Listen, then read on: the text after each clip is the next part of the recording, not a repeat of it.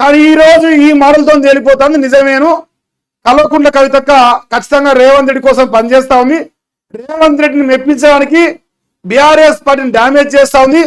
రోజు రోజుకు BRS party పైన తను నచ్చిన వ్యాఖ్యలు చేస్తా ఉంది.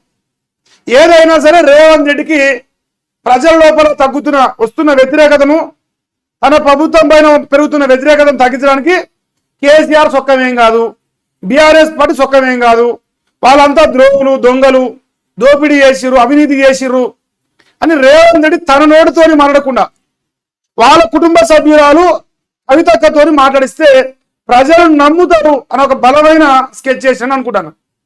దీనితోని ప్రజలు అరే కన్న కూతురే చెప్తాను రాబోయ్, కూతురు చెప్తే అబద్ధం చెప్తా, అరే రేవంత్ రెడ్డి అబద్ధం చెప్తాడు, కూతురు ఎట్లా అబద్ధం చెప్తుంది అని ప్రజలు అనుకోవాలి.